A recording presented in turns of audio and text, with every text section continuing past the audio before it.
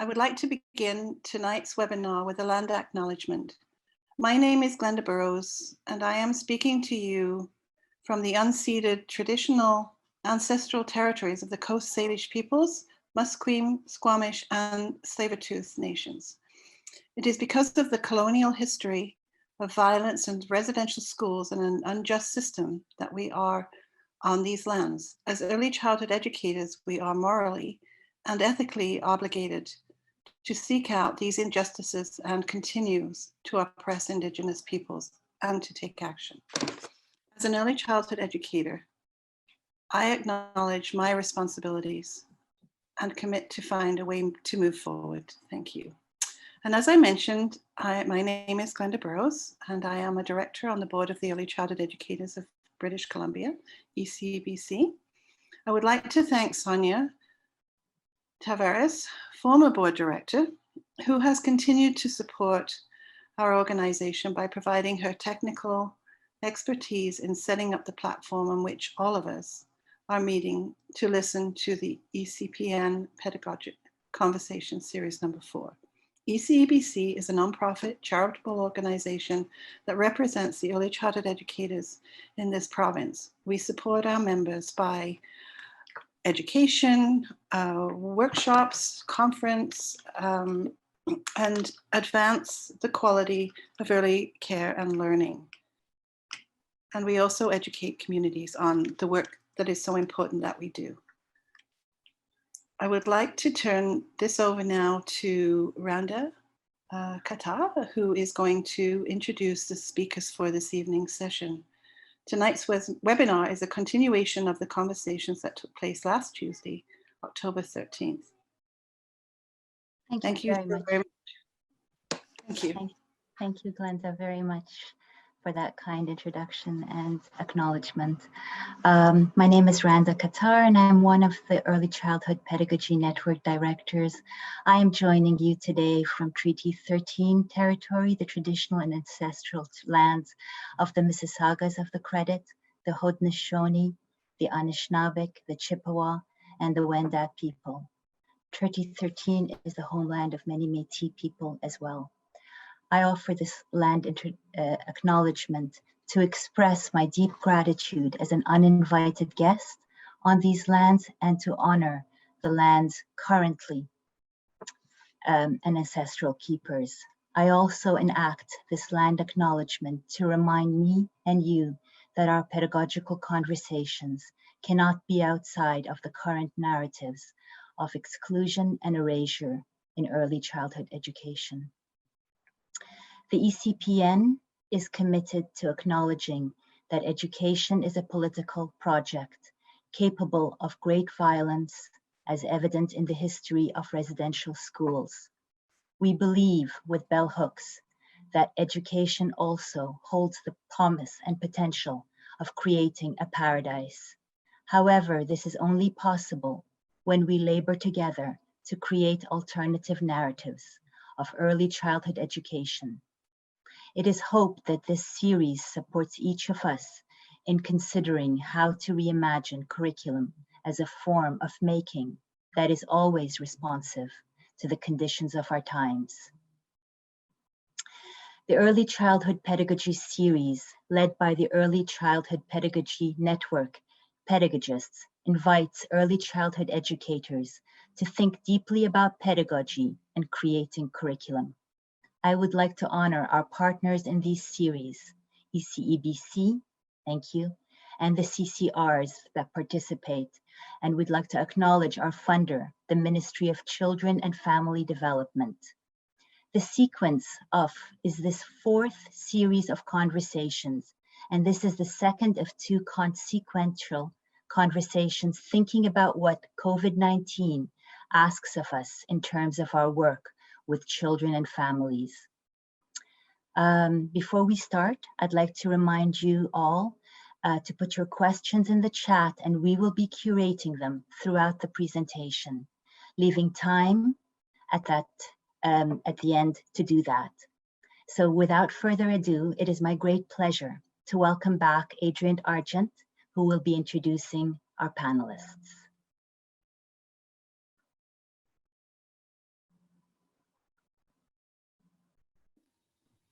Before I introduce the panelists, Julia is going to do a land acknowledgement on behalf of the Children's Center. Good evening, everyone. My name is Julia, and I'm representing Capilano University Children's Center's community, whose members gather, live, work, play, inquire, struggle, and think together on the traditional, ancestral, and unceded territories of the Coast Salish peoples, including Tsleil-Waututh, Squamish, Sea-Shelt, Lillooet, and Musqueam nations. We recognize also that it is on this unceded lands that we collectively seek to rethink early childhood education, and there is no rethinking possible without acknowledging the systemic oppression and racial violence in which education is rooted, and that still persists strongly in our centers and classrooms today. I have thought a lot about Adrienne's question: what kind of role do I want to play in this story? And what kind of role do we, as a collective of educators, want to play in this story? If our center holds decolonization and racial equity dear in our pedagogical values, we have much to learn and to do, and to learn how to do. Recognizing that, here are 3 questions we commit to keep alive in and with our community. How will we listen with care and respect to the stories held in these lands and nations, stories of theft, displacement, intergenerational trauma and genocide, but also stories of strength, resilience, thriving communities, reclaimings and flourishings? How also will we help each other keep accountable to committed self-study on issues of racism and particularly Indigenous racism? And how will we create spaces to openly dialogue, examine and question our practice? Spaces where we can share, struggle, grapple and change together. And it is my hope that through events and organizations like the ECPN, these spaces will expand beyond our classrooms and centers, and we can collectively think of the meanings and responsibilities of early childhood education on unceded lands. Thank you. Thank you, Julia, for that land acknowledgement. I'd like to begin by introducing the 2 educators that are joining us tonight from the Children's Center. I'm going to start by introducing Johanna Poe. She is a long-time educator. I actually don't know how long you've worked at the Children's Center, Johanna, but you have a long history of working with and deconstructing your practice with the pedagogista, and this began with Cristina Delgado. Johanna holds and carries with her some very, very important pieces of our history at the Children's Center, and she does this with a great sense of responsibility. Johanna has a strong interest in studio practices, and I would describe Johanna's practice as being something similar to a weaver. She has a very attuned way of weaving together ideas, stories, materials with children. Johanna takes up her role of mentorship with ECE students in thoughtful and intentional ways, and anyone who has ever completed a practicum in the Oak Room with Johanna will know this about her. Welcome. I want to introduce Julia next. Julia Trevelle is one of our more recent educators in the Children's Center. She's been with us for 2 years, although I feel like I've known you much longer. She is a 3 to 5 educator in the Cypress Room, and she's a 4th-year student in the ECCE degree program. Julia is an educator that thinks with questions, and she infuses these questions into the life of her classroom in ways that disrupt and unsettle habitual ways of being, and which serve to revitalize practices. Julia enjoys the complexity and the challenges of being in a problem with children and other educators, and I know she will speak to this tonight. So I just want to recap a little bit. Last week we focused on our discussion was focused on upholding pedagogical values during this time of the pandemic. And we spoke about the responsibility that we have as educators to respond to complexity. And in the response to the question of what is this pandemic asking of us, Deb Fail she began to highlight really carefully certain dispositions that have been magnified and intensified by the times that we're in. And she spoke to experimentation and flexibility, being fluid in our responses, remaining speculative, knowing that the conditions that surround us are constantly changing. We also discussed the importance of getting very clear on what we stand for in our pedagogies.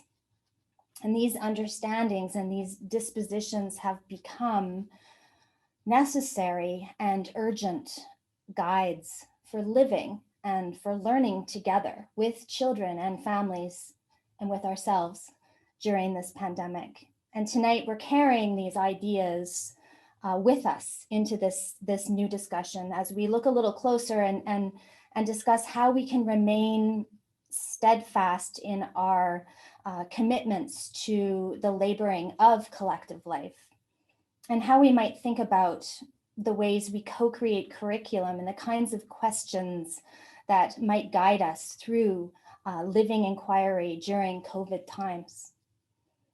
And how we might also encourage ourselves to think with the times of COVID rather than about or even against. And I think the word with will take on great importance as we talk and as we share our experiences from practice. We know that learning to live well together during the pandemic requires a collective response. And because of that, we need to carefully consider the image that we hold of our collective. And we talked about this last week as well. What is the image of the competent collective in ECE settings? And this is a really important question because the image that you hold, the image that you construct in your mind will greatly impact the ways in which you choose to respond as a collective. So I'd like to begin the discussion by turning to Johanna. And I'd like you to talk a little bit about how your team in the Oak Room, how you've been communicating and supporting each other through this time of great change and great uncertainty. Thank you, everyone. So good evening, and thank you, Adrienne, for, as always, to your introduction and for this invitation. So we at the center have become a team that is more empathetic to each other's situations. The uncertainty of the pandemic and other occurrences around the world has changed us in how we take up these complex issues. So stories being told are very powerful. It is impacting me personally and professionally. I noticed that we are more willing to listen to each other and give the time to listen to others' stories. We are more willing to share our experiences, points of view, and share our vulnerabilities. We are relating thoughtfully to each other's difficulties with COVID-19. So this is really important. It is as well redefining us as a team. So as Deb mentioned last week, that we are already a group of educators committed to our pedagogy, and even more so now. Because while the pandemic was occurring, other incidences were happening at the same time around the world. We feel then that as early childhood educators, we have a responsibility to enact and demonstrate how to live well collectively. A child once said to me, as we were taping a ripped painted mural of the river and the land, trying to save our work, that this is complicated. The seriousness in her statement have been resonating in who I am still. Becoming as an early childhood educator, she reminds me that this world cannot be easily taped together, but rather we need to live with the world and its complications. And Adrienne? Thanks, Johanna.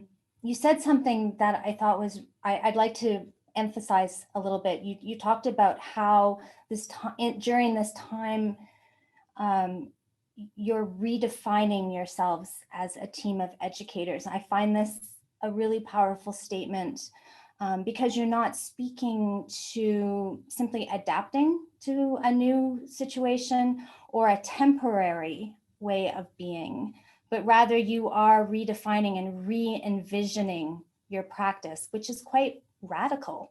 And I think this is an opportunity. I think this opportunity for redefining is so essential because when we come out, when we land on the other side of this pandemic, who knows when or how that will happen, we know that we can't simply just go back or revert to our old ways of being because the world is changing so drastically.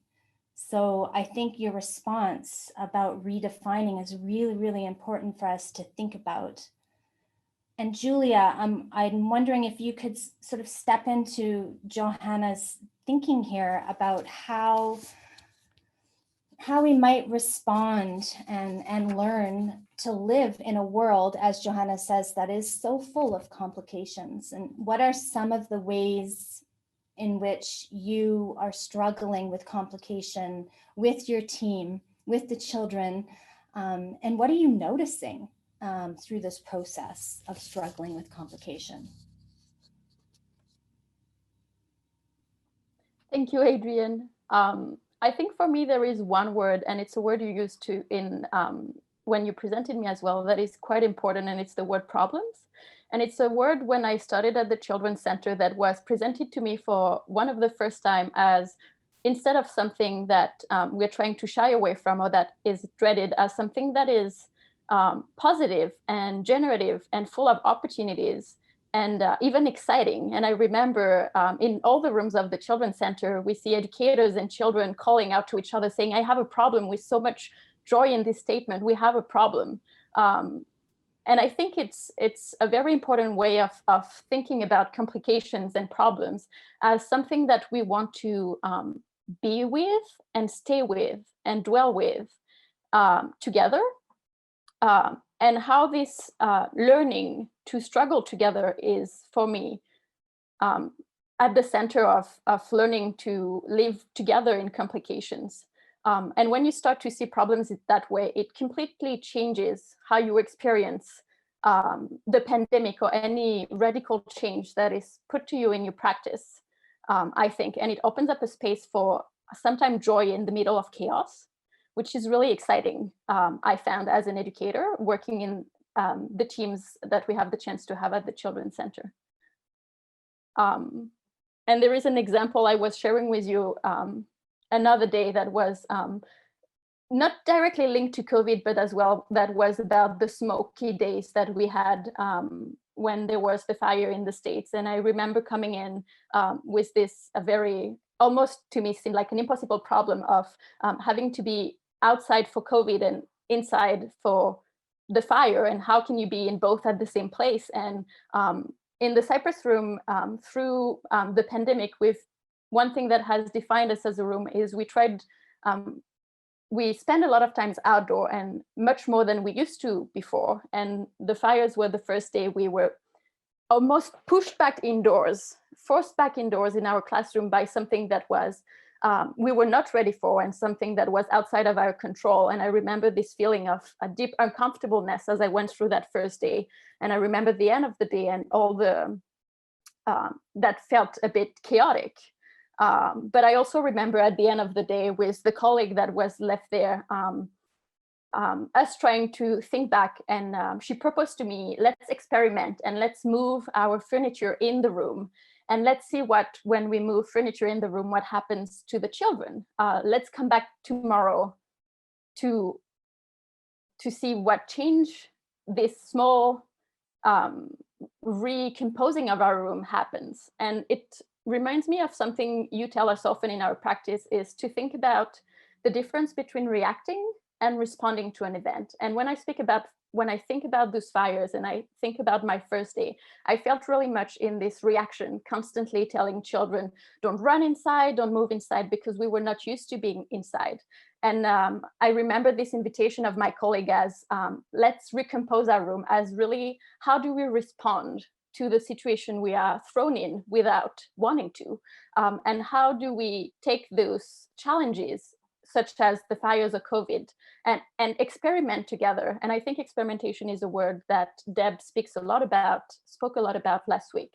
How do we innovate and be fluid and experiment collectively and try again if we fail with excitement, because I think that's a very strong energy and strong source of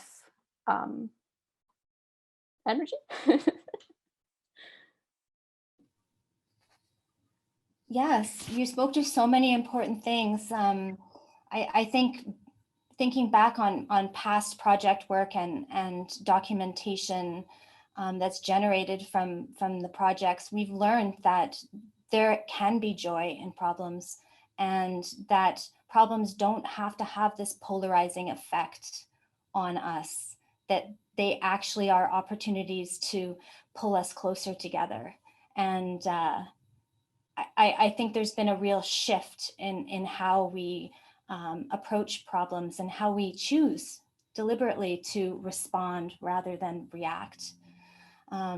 And I think this process of redefining ourselves that Johanna brought up earlier is really made possible by staying with these problems and these struggles that COVID, and not just COVID, but forest fires and climate change are also presenting to us at the same time.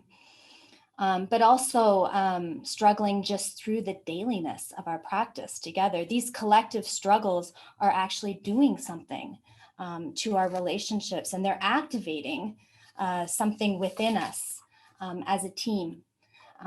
So I really think that struggling together is actually an opportunity for something to flourish. Thank you. I'd like to maybe shift our conversation here and hear from both of you a little bit about how we might begin to make sense of COVID with children. I've been thinking a lot about this, and I know we've been having lots of discussions about it, also with Sylvia too. But in this time where our lives have been radically impacted by something that we can't see, and we're constantly being reminded that we as humans are not in control. I mean, we never were in control, but even more so now, that reminder is really sort of thrown up in your face all the time. So I've been thinking, rather than being paralyzed or succumbing to the limitations that threaten to actually sanitize our relations, I think that there's some really fascinating openings for generating and shaping some new understandings of what it means to live with the presence of this virus in the world. And I'd like us to talk a little bit about how we are beginning, and these, I mean, I'm stressing the word beginning because this is so new for us, to think about viruses with children, but in a slow and thoughtful processual manner, as a form of living inquiry and as a way of thinking with the world. But I think even in saying that, we have to be very careful about how we do this, because living inquiry, when we take up living inquiry, it asks different questions of us. And this process, it doesn't entail simply asking children what they think about COVID, or asking children to make a representation of the virus, or a form of retrieving information from children, or forming a collection of individual theories or responses from children. I think to take this up with children in a lived way, we have to shift our thinking and shift the inquiry, the questions that we bring to the inquiry. And instead of looking at COVID straight on as a fixed subject, rather, how can we take sort of a slow, sideways gaze at COVID, a gaze that would encourage us to think about the essence of COVID, a gaze that might encourage us to notice the nuances of COVID, or that might encourage us to think with what echoes the presence and the movements of COVID in the world. So it is a shift in thinking that's quite complex, and I'm wondering what this might invite into curriculum making processes. And Johanna, I'm wondering if you could bring a little bit about how you and your team are struggling through this together, and how you are beginning to experiment and improvise alongside COVID in this sort of parallel way. And maybe you could share some specific examples of how you are trying to make sense or shape understandings about the virus with children in the Oak Room. Yeah, okay, so 6 years ago, we had a center meeting with Cristina Delgado, our pedagogista then. So Cristina was really emphasizing the importance of cultivating resiliency in children and as well as in ourselves as educators. What Cristina was actually inviting for us to do is to make pedagogical decisions in our center's curriculum with the intention on how to live in the room that is responding to the world rather than reacting to the world and its problems. So, and that was 6 years ago, and to this day is still with me. And I hold that close to me in my practice. So for example, we know this, we've gone through this, that the information about COVID, we're extremely inundated with information. So as Adrienne mentioned, to think differently about COVID rather than actually succumbing to the rushing of information about COVID. So in Oak Room, we are curious to the what ifs of COVID. We invent a space called COVID Lab within the room. And in the lab, we are trying to understand in an inventive way the elements of coronavirus. So collectively, though, we have been wondering how to make sense of something that we cannot see.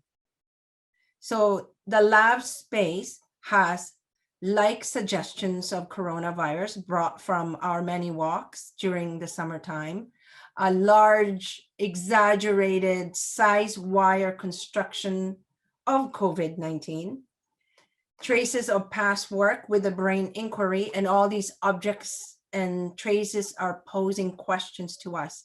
It's narrating stories, it's engaging us in drawing. So for example, we are captivated right now of the idea of COVID's qualities of being invisible. So this is a very complex idea, and they are actually activating our thinking around COVID. And so in our figuring things out about COVID, we have the children having a conversation. So we have Owen, a little boy in Oak Room, and he drew a bottle. He says, only a science teacher can make the disappear potion, and it is pink color. And then we have Stella, who drew a person and dots all around her person and says, microbes is all around us. It's really tiny. So how then can we pay attention to these tininess of things that is being proposed by Stella? Then she drew swirls to represent gravity. Gravity makes us go down, down, down, she says, and it comes from Mars. Gravity is invisible. So then we have Minjae, who says COVID is invisible, but it's alive because COVID can make us sick. And then we have other children like Arya that says gravity has no hands and it can pull you down. You cannot see it. Then Lucas, I don't like gravity. I'm scared of gravity. I don't want gravity to pull me down. So the lab does something to us. The lab allows us to be more inquisitive of COVID's power rather than remain fearful of COVID. Like gravity, being invisible holds a particular power. So it has an essences of being alive, but with a force. These are just the beginning ideas in Okrum that are taking shape. And to keep its sense of liveliness, my coworkers have been initiating conversations around invisibility. So recently we have proposed to the children and families to capture invisibility into a lidded jar and come back with it with a story.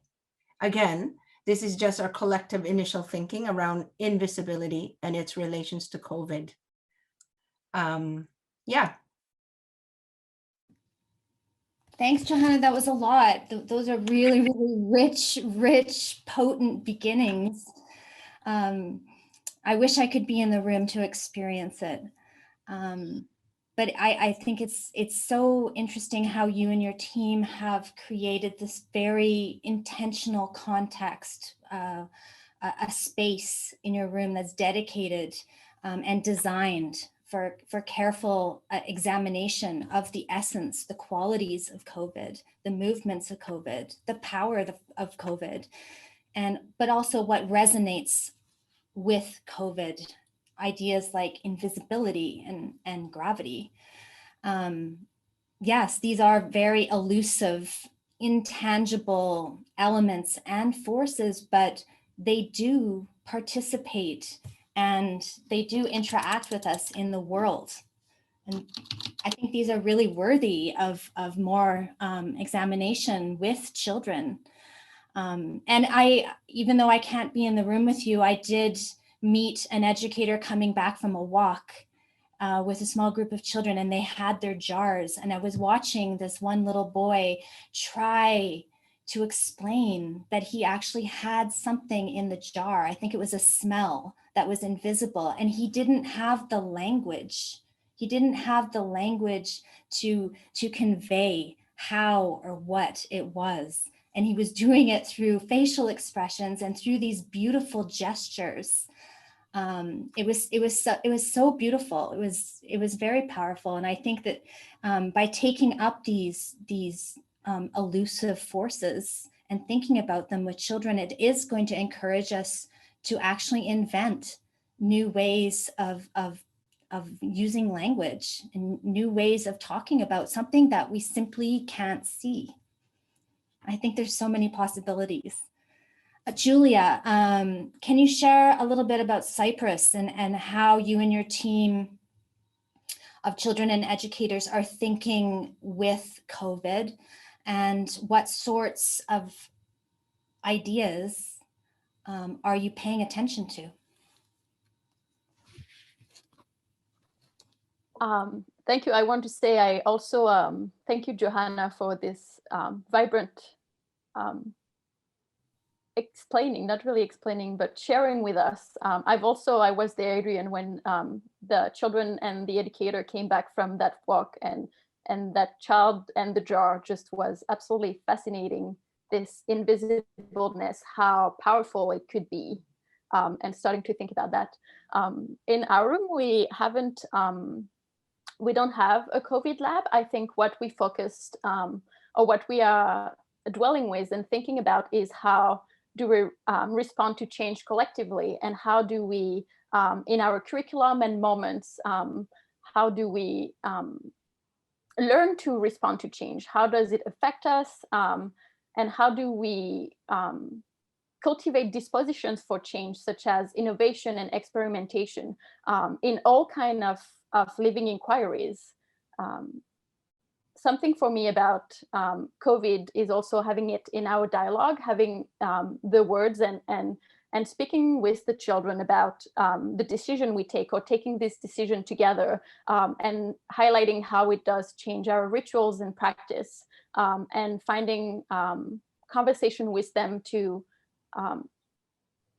think together, how can we change and find new ways of being, such as a huge part, but I think we might address that as well, was how do we rediscover outdoor now that we know this invisible virus is asking of us to go outside in a different way that we did before. That would be, I think, how we are thinking with COVID.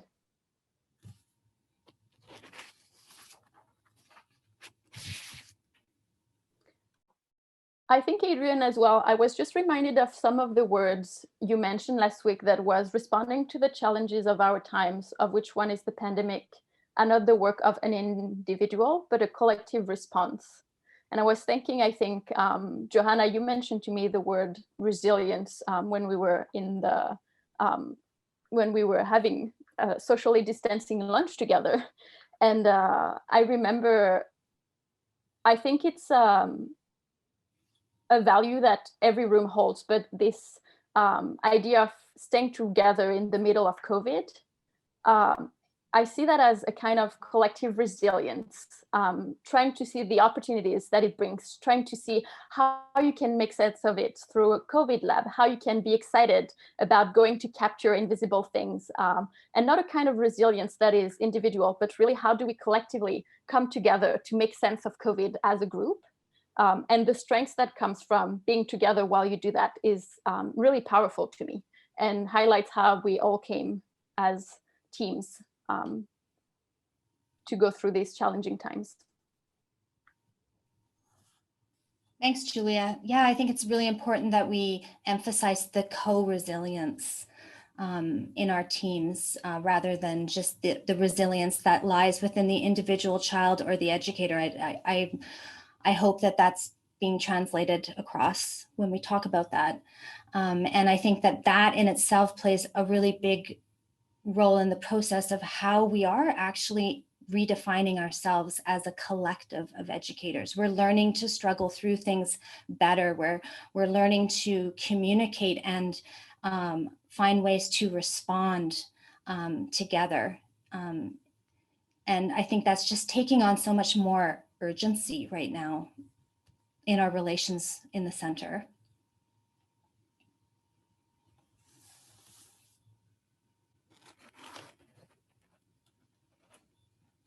So are you okay if we move on to the next question? Okay. I'd like to talk more about materials. And when I use the term materials, I use that to refer to artistic mediums, but also objects and the more than human elements that we coexist with on our land. And if we think about ourselves as being in correspondence with the agentic qualities of materials, like a mutual exchange, then we know that materials participate with us and they play a very important role in giving shape or form to ideas. We've heard you both speak about these complex ideas that you're taking up with children around gravity in the very beginning stages, invisibility, smell, and the entanglements of a problem. What sorts of pedagogical decisions are you making in your teams right now as ideas are taking shape, and which materials are you deliberately inviting into your thinking during this time? Can you give us a glimpse of what materials are, how materials are participating in those engagements with children? I can answer. first to this one. And again, I think for the room in which I work, Cyprus, I don't think our journey about with material through COVID cannot be separated with the huge changes that came with being outdoor. And for summer, we were outdoor almost every single moment of the day, from how we welcomed families. And I know Deb talked about changing the way we welcome families in our rooms, but till the moment the children were away, we would spend a lot of times outdoor. And we had to completely rethink, because before that, most of our inquiries were happening indoors. So how do you shift, and which material do you invite to help you shift how you think about indoors? Because before that, and we had this conversation before COVID happened. I think COVID just forced them on us a bit more strongly, and we couldn't pretend that, or we couldn't wait anymore in order to respond, but forced us to stop seeing outdoor as, or use outdoor as a space to manage bodies when the energies inside become too big. Suddenly we really had to live in this space and rediscover it as a place where you want to spend time and live together. And it was really disruptive and chaotic at first, but really dynamic and really generative. And a big part of it was the bringing of materials. And we started with materials like paper, a lot of drawing supplies.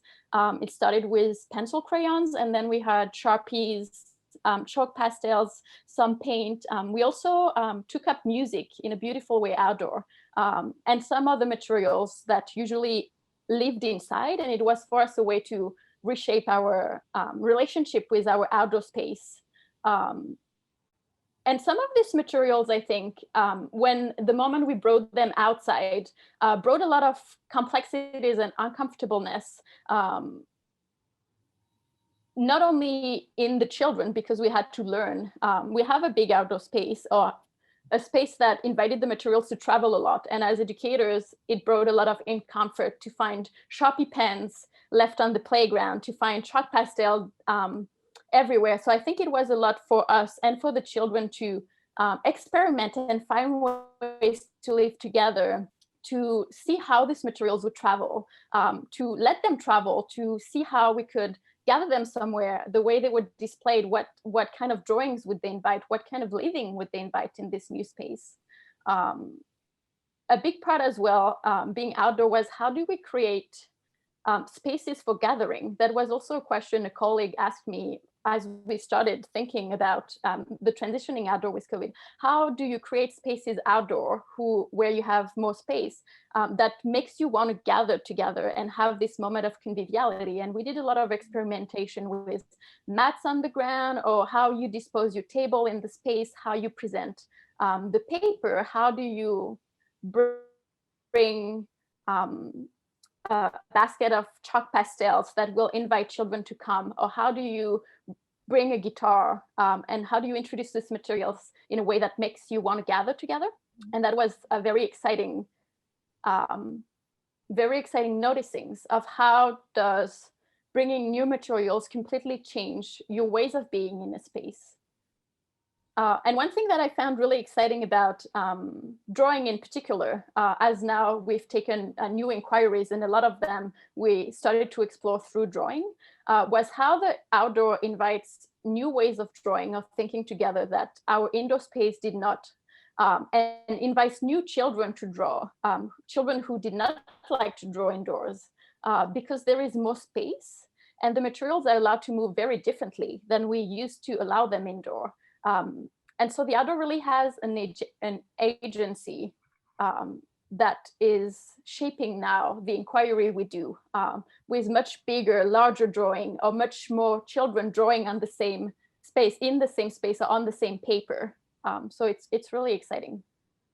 And I know the Oak Room, Johanna, also is thinking of drawing. Do you want to speak about that as well? Yeah. Yes, thanks, Julia. So in Oak Room right now, we made a long-term commitment to drawing. So we offer and use, like Cyprus, different drawing materials, pencils and colored pencils, different size point markers and different types of drawing paper. So a table is always dedicated for drawing. So drawing in Okrum is very dramatic. It is being intensified even more by the messiness of our struggles and problems that children are encountering. We do recognize that these are our collective struggles. So we value in working through the figuring things out. So for example, we have been noticing that that have been quite persistent, I think, in our room, and I'm sure in other early childhood classrooms, often when children bump into problems in drawing, they tend to give up. So in Arya, so for example, I want to give you an example. In Arya is a little girl that loves drawing and says that she's an artist. So in Arya's drawing, she struggles, and I noticed something different the way she drew. She would often omit drawing a part of a body, for example, that is posing as difficulties for her. So she'll draw everything else, all the parts, except for that what's giving her problems. So for example, drawing human arms in a certain position and then when you ask her, she would respond with, I don't know how. So in response to her statement, though, we bring Arya back because we don't want to give up. So we invite her back, and we invite other children to see what Arya is struggling in and with drawing. So bringing Arya back, though, to her drawing is always an invitation for her to narrate and struggle with others. And also I want to mention that my role as an educator in Okrum also includes the studio work with Sylvia. So once a week, to those of you that don't know, so once a week with a small group of children, we work in the studio together. And we also bring these struggles that we're having in Okrum to the studio space. So what we may encounter in the studio space can affect our thinking and could pose new questions and inquiry with what we're struggling with in Okrum. So these are important and necessary for Okrum's curriculum. So because we want to cultivate a certain kind of disposition where we are always inventing and we're always creating and always transforming. And it is our way of responding to tensions and struggles in drawing. Yeah. Thank you. I just was thinking as I was listening to you both talk,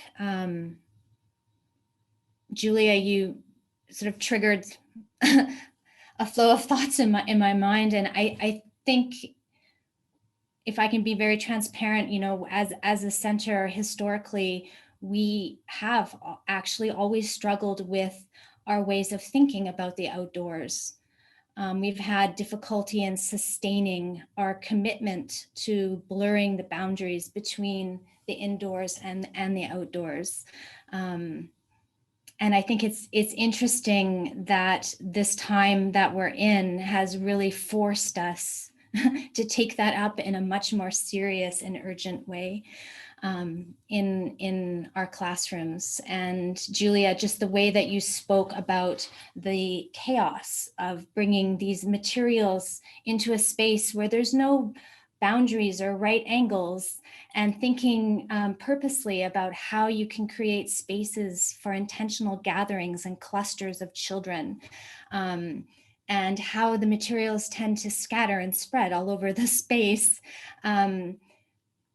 Yes, I think this is probably one of those struggles where educators tend to give up and maybe just say, no, this can't be done.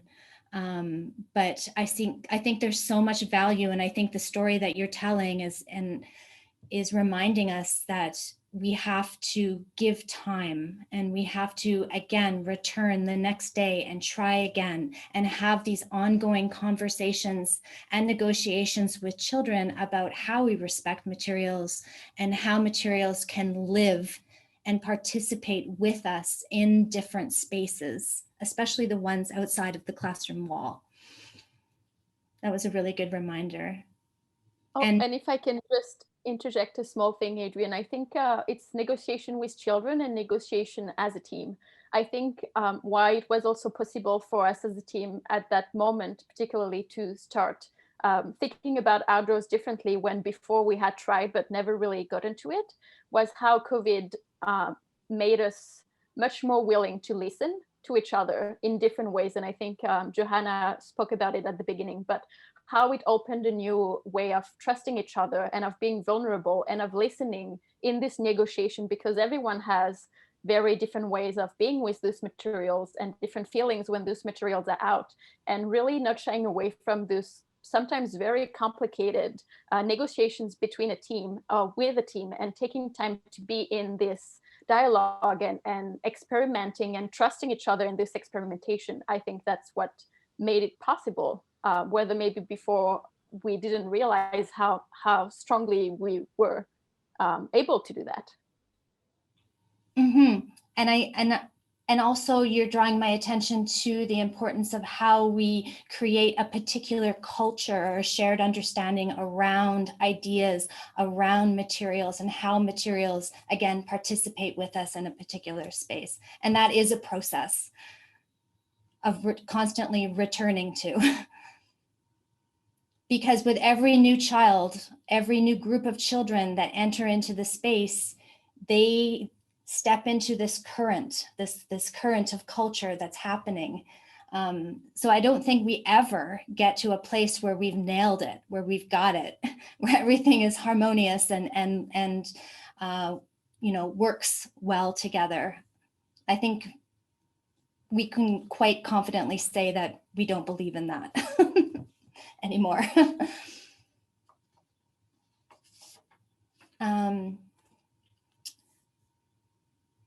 Okay, I was going to move on to a different idea.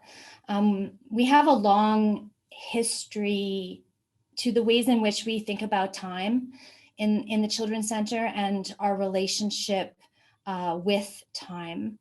And this goes back for many of us to some of the interventions and the deconstructing of our practice that we did alongside Cristina Delgado 14 years ago.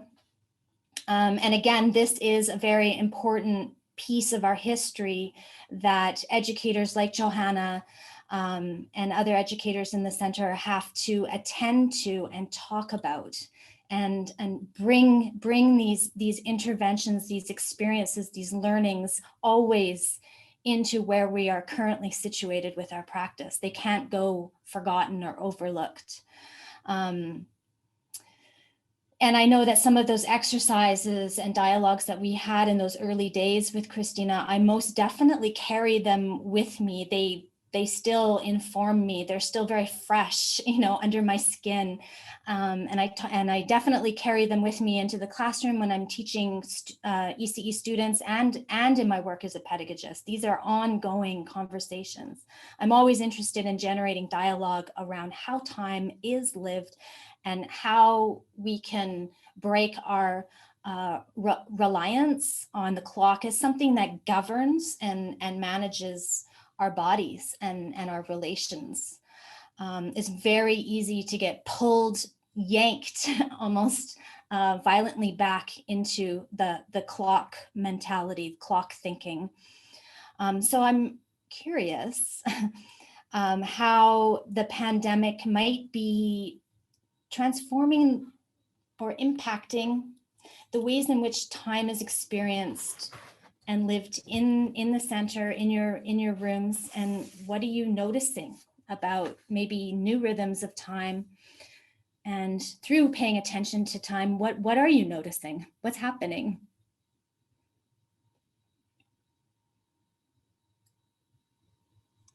So I'll speak to this one. So at the center, we have been living time differently. Time is always negotiated. What this means is our everydayness is not dictated by the clock, as Adrienne, as you said, or a structured schedule. We don't have a structured schedule. We work with a very flexible schedule. It doesn't mean flexible schedule doesn't mean it's free for all. I just want to clarify that. So it is a rhythm of time that is responding to our movement. We are walking slower because of COVID. I noticed that we are walking slower towards places around the campus, maybe because we're being careful. Places such as the community garden, we linger more. The grassy fields, the bus stop, the pathways, the different pathways, the benches around campus, and specific areas to pick berries, the air vent, the lovely air vent.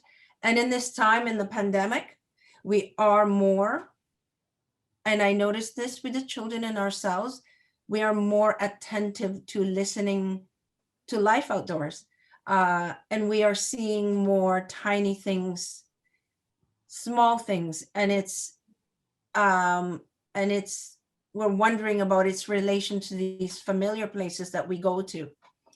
So the influences of COVID-19, though, such as you go around and see signages that are blocking or informing the entrances, the waiting in line, the one way in, one way out, the physical distancing, I think and I feel really has intensified how we live with time. And I think too that the pandemic for me has granted us, all of us, to be more at the center, to be more a little less hurried and a little bit more inefficient with our movements. Thanks. Julia, I know this is a conversation that we've had quite a bit around the idea of inefficiency. And we've had lots of discussions in our collective about what happens when we place value on being inefficient. And what if we practiced from a place of inefficiency as a new mode of being?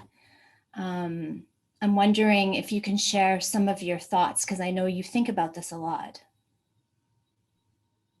Thank you, Adrienne.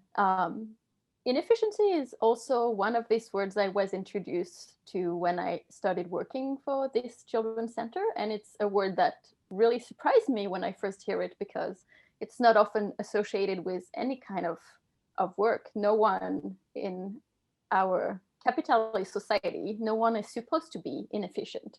But I really, once I heard educators talking about it and talking about their understanding of inefficiency and what it was important to them, I really found this idea of how do you take time? How do you dwell in something that matters to you with the children as something extremely powerful? And it's interesting because I have, with COVID, I think a different feeling than you, Johanna.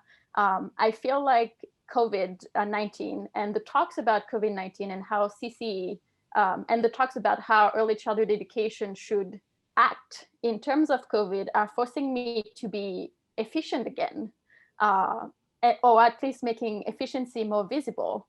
And one of the ways or the places in which I see it very strongly for me would be our relationship with food and food rituals. Because in this children's center, and that was also much before I started, there have always been strong relationship with food and food rituals, and rethinking of our ways of being with food as something much bigger than just nutrition. And there is so many food rituals. that go beyond just the act of eating lunch or snack, but there is the cooking with children, the passing of food during lunch and snack to each other, the touching food together, the gardening, the bringing food from one room to the other, the breaking of the bread. And suddenly I feel not allowed to touch food anymore. And I know why. Not touch food, not pass food, not engage with food in the way I used to, and not being inefficient in the way I used to. And it's really this feeling that I'm forced to be inefficient and very individualized in my relation to food with the children. And I know one value we talk a lot about when we talk about food in the center is conviviality. And so I've been struggling with this question of how do we keep conviviality alive in food rituals when you can't touch or be with the food in the same ways anymore? How do you keep strong and intentional relationship with food in your dailiness when your entire way of being with it shifted almost from one day to the other? And how do you resist this call to be efficient? This pull that sometimes you feel the government or structures or parents are asking of you. How do you resist being managerial with food again in this time of COVID? It's been a big question I've had, and from conversation I had with educators, I think learning to be with food in this time of COVID in meaningful ways has been a big inquiry of all of us educators in the center, because it matters to us, but we haven't really found, we are still very much exploring. And I know you haven't been able to come to the Children's Center in a while because of COVID, and we've really missed you visiting us. And we've had conversation, but sometimes it's been hard navigating through some of these struggles without always being able to discuss with you as much as before or make sense of them with you. So I was wondering, now that COVID has been challenging and disrupting our rituals and perhaps threatening some of the values we hold dear, what are your thoughts on the struggles we are experiencing? Yes. I've been thinking a lot about this, and I've been pulled into many conversations lately about rituals and how we feel like our rituals could possibly be threatened by these guidelines from the Center of Disease Control. And I think it's important that, like we emphasized last week, to think about how these guidelines meet us in our practice. And again, how do we work with them rather than just becoming passive sort of receivers of them. But yes, our rituals around food and convivial ways of enjoying each other's company and being together, they have been complicated by COVID. And yes, we can no longer cook and prepare food with children and have children with us in the kitchen, which has really interfered with something we were trying to cultivate. And thinking about the kitchen as a pedagogical space, a space where we can actually create and activate and transform through the languages, through thinking with the languages of food. And we did have some beautiful rituals around delivering and presenting food to groups of educators and children in different rooms.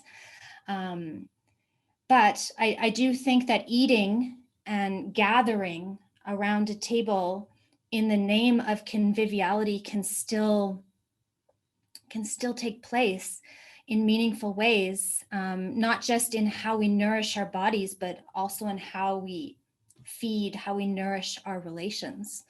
And I think we have to always keep a sense of joy and pleasure and in the heart of our pedagogies. We can't let that joy and that pleasure diminish because of the presence of COVID. It might look different, yes, but it still has to be a compelling force in our collective life. And yes, we are and we will continue to rethink our rituals and how they're enacted. But I think we have to do this carefully and thoughtfully, because we're not simply swapping out and replacing the old with the new. And we're not shopping around for new rituals, because these are deeply meaningful engagements that we have cultivated over time. And I think we have to stay really connected to the essence of our rituals and what they do to us, what they activate, what they put into motion, how they bring us together. We might reconfigure our rituals, but the ways in which they perpetuate vitality and spirit in the collectivity must remain the same. I also think that aesthetics are important too. Right now, we're being asked to sanitize a lot. And I think we have to ask ourselves, like critically, what is being sanitized and what is being sanitized out of our classrooms? We can't sanitize aesthetics because they do create a particular tone and a feeling. And we are co-creating culture and life with children, and every culture has its own way of cultivating aesthetic values. And these aesthetics are more than just pretty objects or a backdrop. They're actually aesthetics that participate with us in really dynamic and alive ways. Something I'm in the middle of thinking through, and I'm not quite sure how to do this with you. I've been thinking about the role of technology and how we can bring technology into the kitchen. How we can work with images and video, how we can think with smell and the transformation that happens when we're cooking together. And how can technology involve children in this process that we used to take up on a daily basis that we can't do anymore. So that's one, that's where I am. I'm very much in the middle of thinking that through.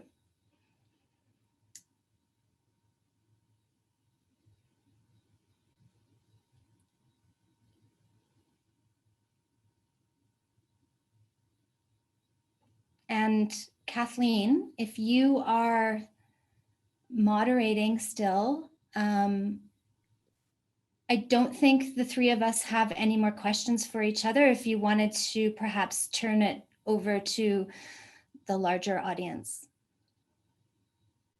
Thank you very much, Adrienne. And I do apologize that I don't have any video today, but I am going to go through some of the questions that have offered up. But first, I want to say thank you very much, Julia and Johanna, for sharing your stories, and for Adrienne. I think it's just wonderful that we can come together as educators to think together and share some of the challenges. And that brings me to the first question that one of the audience members is asked, is what are some of those daily struggles that you are encountering? You shared that, you know, you're being drawn together because of struggles, but what are some of those struggles? And what are the children doing in response to those struggles?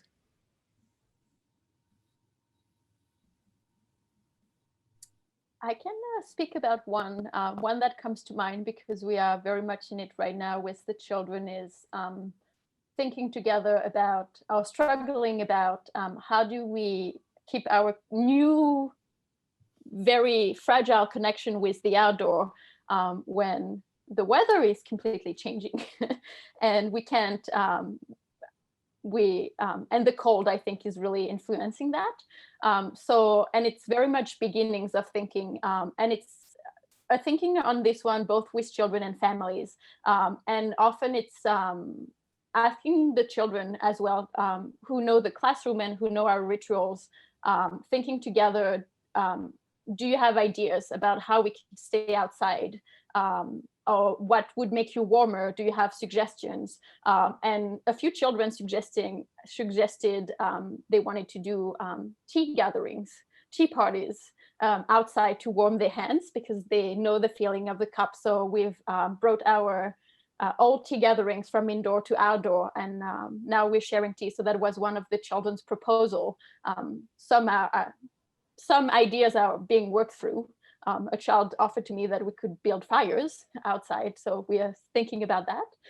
But this would be, I think, for me, one struggle and one ways of struggling, asking, and sometimes as well asking educators struggling together on this question with children. These are a lot of questions we ask around meal, around snacks or lunches.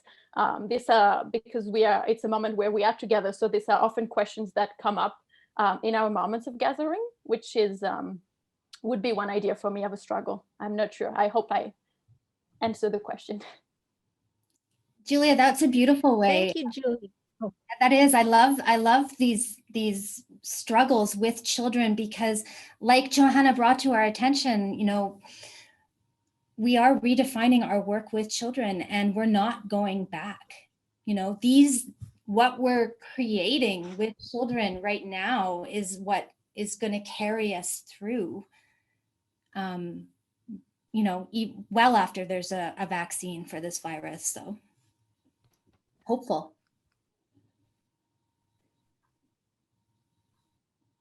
Johanna, did you have something you wanted to add? Yeah, I wanted to add a little bit with Julia's, the struggles that we have. We are struggling right now with a ritual, actually, that that Okram used to do. We have this meeting called a cracker meeting, and in this cracker meeting is like acknowledging the purpose of this cracker meeting is to come together and acknowledge one another. We welcome each other. We welcome the new children and the new families. And in this cracker meeting, we want to sit together in a very close proximity from each other. And then there's something very special about passing with bare hands the cracker to each other. And it's in between the giving and the receiving, something that we emphasize on attuning to each other when you do that act. So my struggle and our struggle is we can no longer do that. And so we have, you know, I want to keep the essence of this cracker meeting and not lose it. However, we're still, again, just rethinking, and hopefully we could just reshape this ritual, this particular one. And I wonder if you want to add something to that, Adrienne, because you have been in our cracker meeting and have been a participant in it. And what I always notice when I'm invited to participate in one of your cracker meetings, which is very much like breaking bread amongst friends, it really slows everybody down. And it is a beautiful way to acknowledge people, to talk about maybe tensions in the classroom, to welcome a new person in. But I really like the trajectory you're going on with keeping the essence of passing and receiving. So I guess I would urge us to continue thinking about what else can we pass. And we talked a little bit about this last week with Deb too, around some of the rituals in the infant room, around how utensils and food and plates and things like that are passed around the table with infants. But I'm wondering what else can be passed along, what else holds meaning that can be passed and received as we come together and talk. And I'd like to think more with you about that. what I like about your answers, all three of you, is that you came up with possibilities, but you also came up not empty-handed, but still sitting with the trouble. So what can you do to retain the essence of a particular meeting?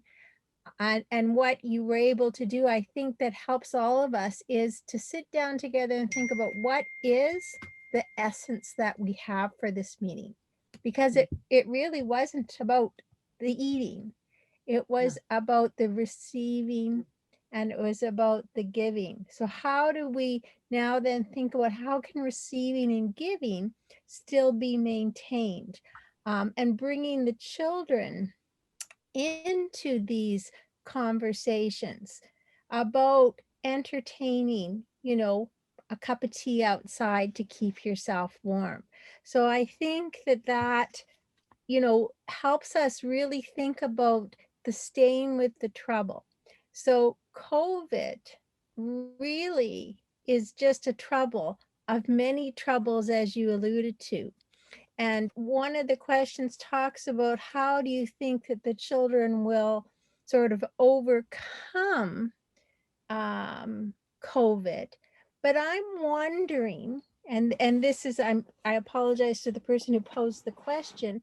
I'm wondering if what you're telling us, and you can correct me if I'm wrong, is that you're not trying to overcome or seeing that the children are in any way hurt by COVID, but it is one of the many challenges that the children are facing. This one is the shared one. It's a global pandemic. But do you see, I guess I'm getting tired, so I'm sort of wandering, but do you see the COVID-19 as offering us a way to make visible what is really the everyday, messy, complex lives of children? Is it forcing you, I guess? I wonder, when you said you were slowing down, is it because it's forcing you actually to deal with the problems that were already there? Well, I can start. Yes, I strongly believe that COVID is really forcing us to take up our work in a much more serious way. And I think it's revealing a lot to us. And I think we always have to be looking for those cracks in COVID that are actually invitations and opportunities to think about our work and to think about the stories that we tell about our work and the choices. I think every choice, every decision, every dialogue we have is an opportunity to tell a different story about our work and our practice as educators. I agree with you, Adrienne, and I think that was something everyone in my team has shared, how we became aware of for example, why having or holding pedagogical values, why is it so important? We knew already, but I think the pandemic, because it was this massive bulk of problems and struggles all at once and so fast that we were not ready for, I think it has really highlighted why having pedagogical values to guide you through your work in very challenging times is important, and why these dispositions of learning to be in a problem, learning to innovate, learning to experiment, why it matters, because I don't think even after the pandemic, I think our children will keep being in the middle of problems. It might not be a pandemic anymore, but it might be more fires, or and it might not be like Kathleen mentioned, it might be some collective problems and it might be some individual problems. And I think for me, the pandemic really highlighted why it matters to cultivate this disposition in children and in ourselves, and to cultivate this learning how to create co-resilience together, because we really need it and we will need it as we go on. Yeah, we talk a lot. We have talked a lot about experimentation and improvisation and being flexible and fluid. We talk about it a lot. We would dabble in it here and there, but now these ideas, they take up so much more urgency. They are urgent and necessary guides for how we are going to live and learn in these times together. That's really it. And I wonder, and again, I could be interpreting, but what I'm hearing is that, and the people in the chat are talking about, you know, the barriers around physical distancing and all of the cleanliness that we have to do and all of those things.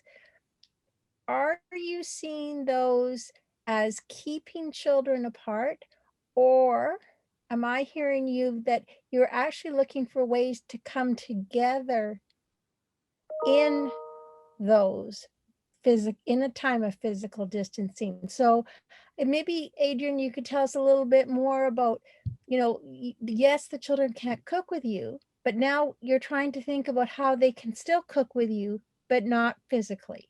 Maybe you could talk a little bit more about how you're not stopping, you're reinventing ways to maintain your commitment of togetherness.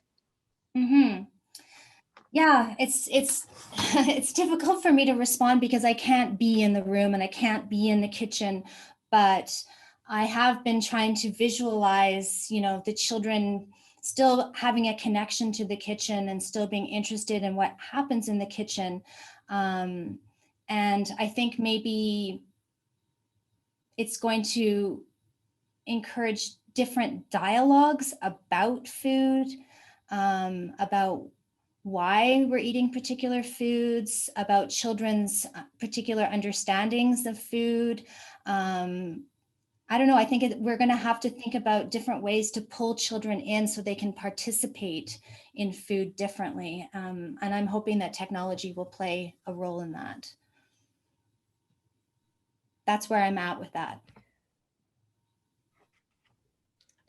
And I think that's a really important thing. And one of the chats talked about how there's so much negative, and yet we do have the story that we can tell and weave.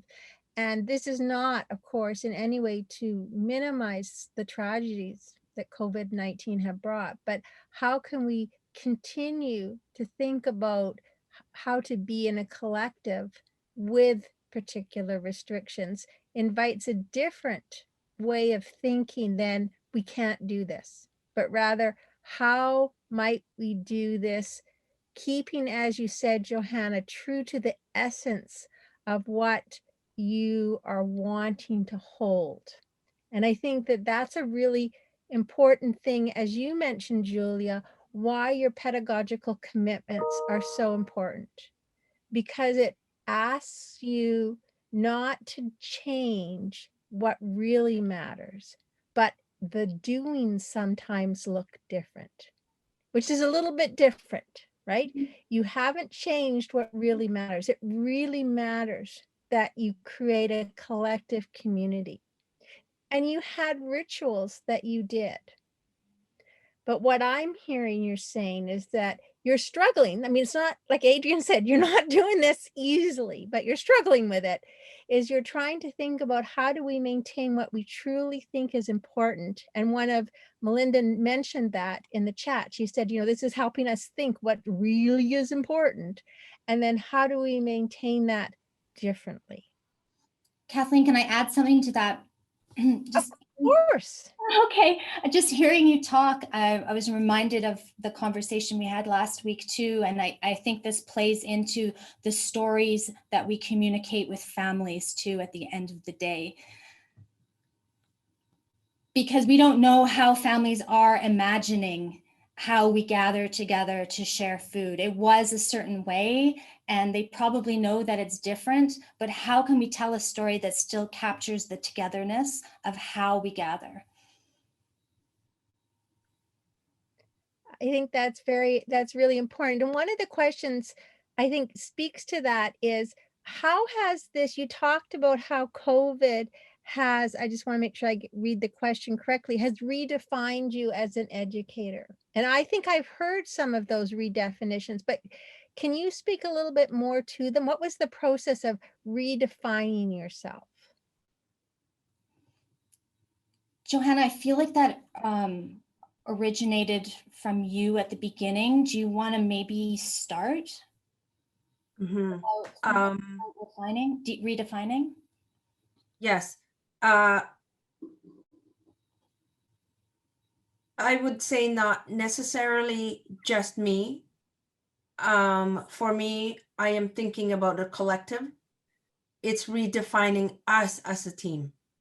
It's not me individually. And yes, I have become a changed educator because of COVID, and all the things that I've been hearing and listening, and all the concerns that people are sharing. I am affected by those. And pedagogically, I have a commitment to my practice, and even more intensified because of COVID.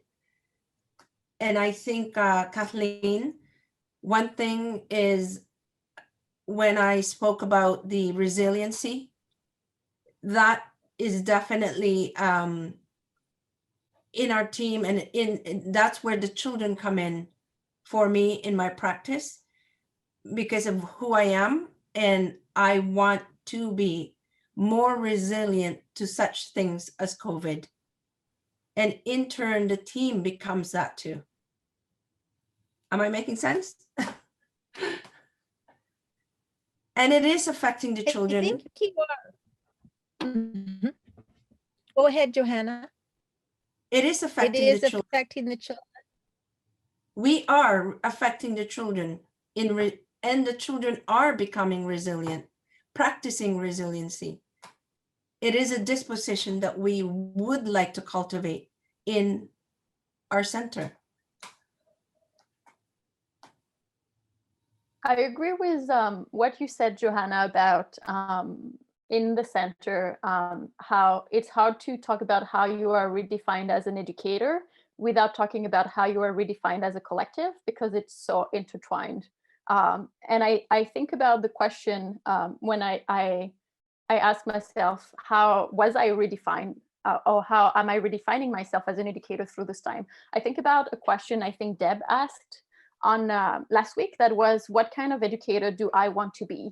And I think in times that are extremely challenging, this question becomes even more present in our minds. What kind of educator do I want to be? Not in general, but in this moment of challenges for so many, for an entire world. And that's, for me, this opportunity to really think much more even than usual about these pedagogical values and what I hold dear as an educator, what we all hold dear, the collective, and what Kathleen mentioned, what is the essence of our practice? And if we truly value togetherness, how do we make it happen, even though we are asked at the same time, oh, the pandemic feels like it's pulling us apart and asking us to be individualistic. If I want to be an educator that values togetherness, then how do I make it happen? And I was thinking especially about that value togetherness. And I think in one of the questions, I just saw the word resistance. And I was thinking about how this pandemic is, and for many children might be looking or asking them to become individualistic. And it's not a value we want for our children. So I was asking almost, what is our responsibility to think of early childhood education as sites of resistance towards this pull to individualism? And how does togetherness look like when you are physically apart? And what's the essence of togetherness? And does it mean touching each other, or does it mean something else? Is it big gatherings? Is it small gatherings? And for me, one redefining moment as an educator would be to rethink what togetherness means and what it looks like and what it feels like. Yes, and I'm wondering I also, think that that's, I'll just go quickly. sorry, Adrienne. It's okay. I'll just slip this one in really quickly because I'm thinking how can early childhood be a site for interdependency too, and I think interdependency can happen without touching. It can happen in distanced ways too, in how we think together, how we move together, how we act And together. I think you've answered the questions in a way that are, you know, in some ways brought tears to my eyes and warmth to my heart, because I do think it is important that we ask ourselves, we're always in a state of resistance, a resistance to those things that push us away from what we value for children. When we value community, hospitality, when we value togetherness, collectivity over individuality, it doesn't necessarily mean that we can do it in this way. It means we do it in the conditions that we find ourselves in every day. So I want to really thank you for sharing your thoughts and being open to your struggles. And I am cognizant of the time, and I know that Adrienne, maybe I can ask you to close with a poem. Sure. Please. Yeah, I wanted to share a passage of text that is poetic. I'm not sure if it's a poem, and it's from the. It's a quote from the Icelandic musician and artist and actress Björk, and this is a passage of text that I'm sure there's a few people out there who've heard me recite this before, but I've been really carrying it with me, and it's served as a source of comfort during the pandemic. And what I really enjoy about it is she calls our attention to the struggle and the intense labor that is required in cultivating a collective life that stands for something just and meaningful. Her words resonate with me as a reminder of what pedagogy stands for and what it can make possible, especially in a hyper-accelerated pandemic world that privileges individuals over the collective. And she says, or reminds us, that after tragedies, one has to invent a new world, knit it or embroider, make it up. It's not going to be given to you because you deserve it. It doesn't work that way. You have to imagine something that doesn't exist, and you have to dig a cave into the future and demand space. It's a territorial hope affair.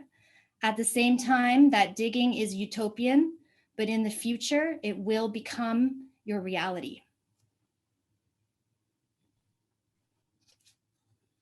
Thank you very much, Adrienne. That was beautiful.